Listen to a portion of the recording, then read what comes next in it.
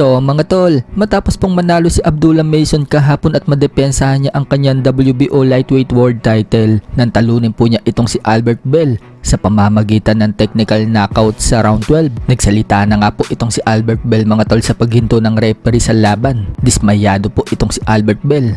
12 rounds na umano kasi yung laban. Hindi man lang daw pinatapos ng referee. Agad daw na ito hininto yung laban. Kayang-kaya pa daw niya tapusin yung laban na yon. So marami din po ang nagsasabi mga tol na premature stoppage daw ang ginawa ng referee. Naging controversial tuloy ang pagkapanalo ni Mason. Pero kahit naman umabot ng desisyon, panalo pa rin po sa mga hurado itong si Mason. Inilabas na po kasi yung scorecard at lamang na lamang po si Mason sa puntusan. Pero pagdating po sa unofficial scorecard ni Chris Mannix, dikit po ang score nila. Pinuri naman po ni Shakur Stevenson ang pagkapanalo ni Mason at sinabing bata pa daw itong si Mason. Still nasa learning pa daw ito. Ganun pa man, great performance daw ang pinakita nito sa laban. Samantala, panalo din po ang dalawang kapatid ni Abdullah Mason na napalaban sa card na yan. Yan po ay sina Ibrahim Mason at Abdurrahman Mason. Parehas pong lumalaban sa 4-rounder ang dalawa at tinalo nila ang kanilang mga kalaban. Si Abdurrahman Mason, tinalo po niya ang kalaban niyang si Alvaro Cabral via unanimous decision, habang nagpakitang gilas naman po itong si Ibrahim Mason. Pinabagsak po niya ang kanyang kalaban na si Eric Hanley at tinapos sa loob ng round 2. Kaya 3 Mason po ang nanalo kahapon.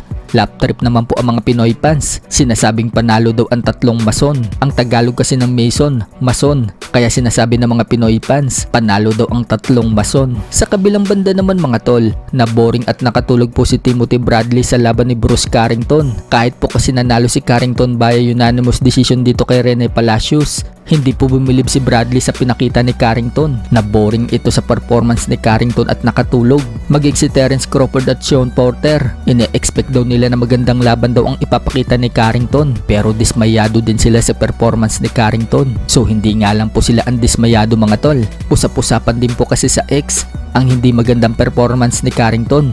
May nagsasabi tuloy mga tol na mahinang champion daw pala itong si Carrington at kaya daw yung inakot ni Naoya Inoue. Samantala, dahil number 9 rank po itong tinalo ni Carrington na si Rene Palacios, tiyak na aakyat po sa susunod na buwan sa ranking si Casimero sa WBC featherweight. Mawawala na po kasi dyan si Rene Palacios sa number 9 rank at maaaring makapasok po sa top 10 ranking si Casimero. Kasalukuyan po kasing inilagay si Casimero ng WBC sa rank 11. Kaya sa susunod na buwan, baka nasa top 9 na or top 10 ranking na si Casimero sa WBC featherweight ranking. Sa iba pang balita mga tol, sa mga hindi po nakakaalam, naka-sparring na po ni Carl James Martin itong si Bruce Carrington. Makikita mga tol na madali talaga tamaan na itong si Carrington. Kay Martin pa lang, nasasapul na talaga itong si Carrington. Kaya hindi na nakapagtataka mga tol na sabihan talaga siya ng mga fans na kayang-kaya siya talunin ni Inoue at Casimero. Lalo na't na-expose na po ang kahinaan ni Carrington sa laban dito kay Palacios. Mahina pala sa bodega itong si Carrington. Kaya kung sakaling makalaban ni Inoue at Casimero si Carrington, alam na kung saan siya pupunteryahin. Yan, tagiliran, tagiliran. Yan. Tumitsempo lang sa'yo, mahabang lang yan sa'yo.